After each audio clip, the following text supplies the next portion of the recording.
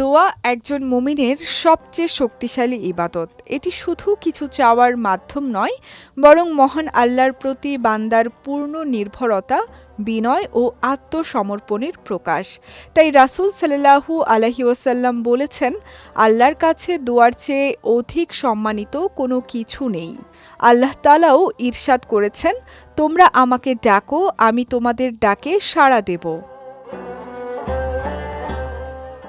অনেক সময় মানুষ মনে করেন বারবার দোয়া করার পরও তা কবুল হয়নি।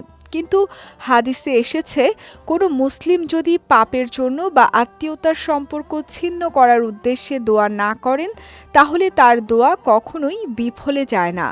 আল্লাহ হয় সঙ্গে সঙ্গে তা কবুল করেন, অথবা আখিরাতের জন্য সঞ্চিত রাখেন, কিংবা সেই দোয়ার বিনিময়ে সমপরিমাণ বিপদ দূর করে দেন।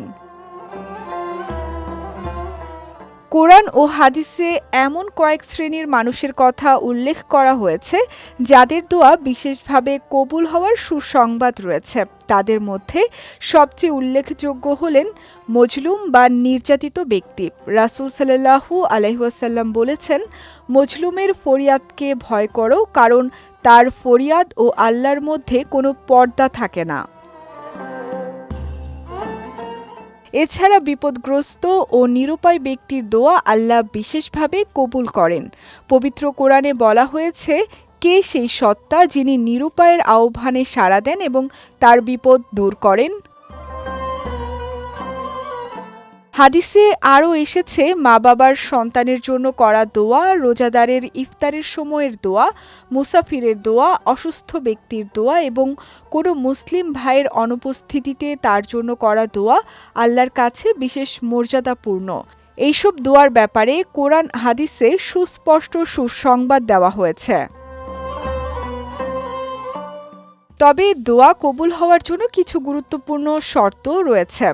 হালাল উপার্জন, আল্লাহর প্রশংসা ও দুরূদ দিয়ে দোয়া শুরু করা, পাপ বা আত্মীয়তার সম্পর্ক ছিন্ন করার উদ্দেশ্যে দোয়া না করা এবং দোয়া কবুলে তাড়াহুড়া না করে ধৈর্য ধারণ করা, এইসব বিষয় অত্যন্ত গুরুত্বপূর্ণ।